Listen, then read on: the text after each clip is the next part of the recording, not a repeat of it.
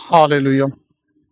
तो आज हम एक नज़र डालेंगे जो इब्राहिम को परमेश्वर ने सपन के द्वारा जो दर्शन दिया था और बताया था उनके इब्राहिम के जो वंश जो आने वाले थे। आज उसी विषय में हम थोड़ी बात करेंगे और एक नज़र उस पर डालेंगे और देखेंगे कि पूरा कहाँ होता है। ठीक है, तो हम छोटी सी प्रार्थना करेंगे। मेरे सर्वशक्तिमान पिता परमेश्वर, अनुग्रहकारी जीवन की ज्योति पिता, हम जानते हैं पिता परमेश्वर तुम्हारी हुजूरी बीच है और तुम्हारी महिमा तुम्हारी तारीफ करते हैं। हम सारी आदर महिमा जलाल पिता आपको देते हैं। जो भी वचन रखा जाए आपकी हुजूरी बीच, आपकी महिमा बीच पिता, प्रभु यीशु के नाम में आमीन। तो हम पढ़ेंगे उत्पत्ति 15 का 12। जब सूर्यास्त होने लगा तब अब्राहम को भारी नींद आई और देखो, अत्यंत भय और महा अंधकार ने उसे छा लिया। तब यहोवा ने अब्राहम से कहा, यह निश्चय जान कि तेरे वंश पराए देश में परदेशी होकर रहेंगे और उस देश के लोगों के दास हो जाएंगे। यहाँ पे सारी जब नींद आ गई अब्राहम को, तो परमेश्वर ने उसको सपन के द्वारा दर्शन किया कि तेरे वंश क्या होंगे। फिर से पढ़ो, दोबारा रिपीट करो शुरू से। जब सूर्यास्त होने लगा तब अब्राहम को भारी नींद आई और देखो, अत्यंत भय और महा अंधकार ने उसे छा लिया। तब यहोवा ने अब्राहम से कहा, यह निश्चय जान कि तेरे वंश पराए देश में परदेशी होकर रहेंगे और पराए देश में क्या होंगे, परदेशी होकर रहेंगे। और उस देश के लोगों के दास हो जाएंगे। उस देश के लोग क्या होंगे, दास हो जाएंगे। हाँ, और वह उनके 400 वर्ष तक दुख देंगे। फिर जिस देश के वह दास उनको क्या करेंगे, 400 वर्ष उनको दुख देंगे। हाँ, फिर जिस देश के वह दास होंगे उसको मैं दंड दूंगा। जो उस देश का दास हो गए, मैं उनको क्या करूंगा, उसको मैं दंड दूंगा। यानी कि दास मतलब कि गुलामी, उनके अधीन रहना। तो जो भी वहाँ का राजा है उनसे किस प्रकार की बर्ताव करता है, किस प्रकार की उनसे सेवा लेता है, इस विषय में बात हो रही है। तभी परमेश्वर ने कहा कि जिस जिस अगर अधिकार में रहेंगे वहाँ पे, मैं जिसका मैंने गुलाम रहेंगे, मैं उनको क्या करूँगा, दंड दूंगा। आगे पढ़ो। और उसके पश्चात वह बड़ा धन वहाँ से लेकर निकल जाएंगे। हाँ, वहाँ से क्या होंगे, बड़ा धन लेकर वहाँ से। जब परमेश्वर उनको दंड देगा तो वहाँ से क्या करेंगे, वहाँ से बड़ा धन लेकर क्या करेंगे, ये निकल जाएंगे।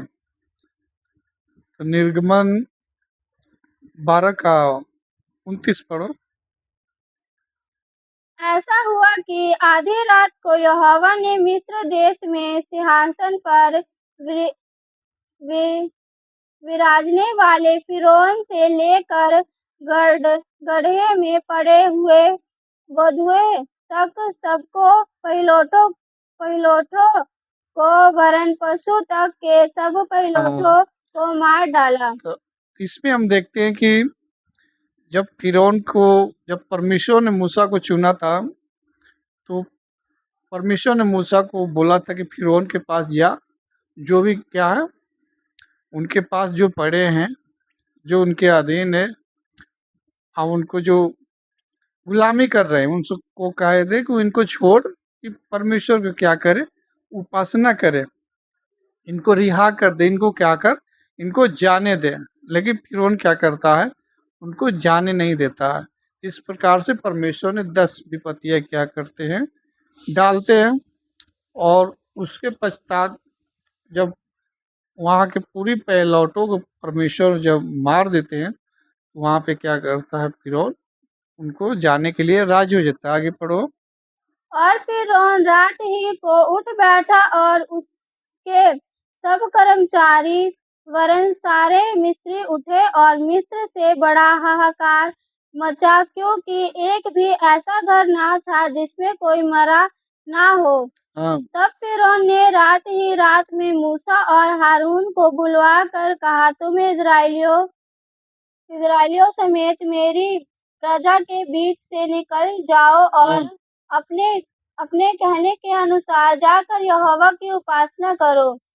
अपने कहने के अनुसार अपने भेड़ बकरियां और गाय बैल को साथ ले जाओ हाँ और मुझे आशीर्वाद दे जाओ। हाँ मिस्र जो कहते थे, हम तो सब मर मिटे हैं, उन्होंने इजरायली लोगों पर दबाव डालकर कहा, देश देश में झट देश से झटपट निकल जाओ। हाँ तब उन्होंने अपने गुदे गुधाए आटे को बिना अख़मीर दिए ही कट कठौतियों समेत कपड़ों में बांध कर अपने अपने कंधे पर डाल लिया। यानी झटपट क्या किए, जल्दीबाजी में वहां से निकल गया।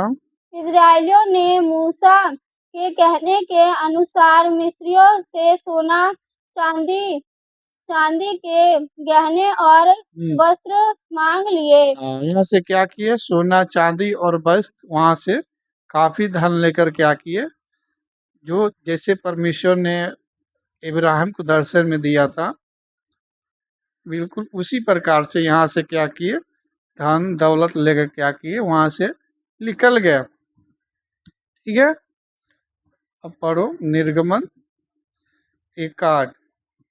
सुनो नहीं नहीं, व्यवस्था विवरण 1:8।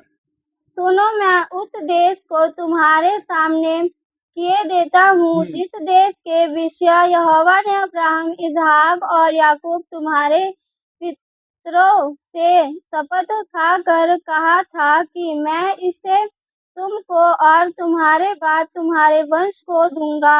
हाँ उसको अब जाकर अपने अधिकार में कर लो। हाँ फिर उसी समय मैंने तुमसे कहा, मैं तुम्हारा भार अकेले नहीं उठा सकता, हाँ क्योंकि तुम्हारे परमेश्वर यहोवा ने तुमको यहाँ तक बढ़ाया है कि तुम गिनती में आज आकाश के तारों के समान हो गए हो। हाँ। परमेश्वर ने इब्राहिम को दर्शन में कहा था कि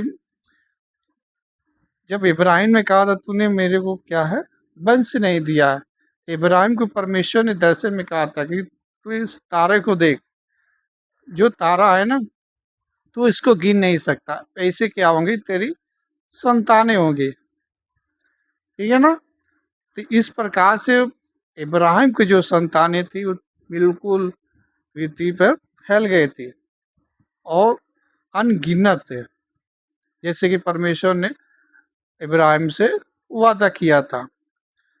तो यहाँ पे हम देखते हैं कि बिल्कुल कट टू कट जो परमेश्वर का वादा है, जो परमेश्वर कहता है वो पूरा भी होता है, क्योंकि परमेश्वर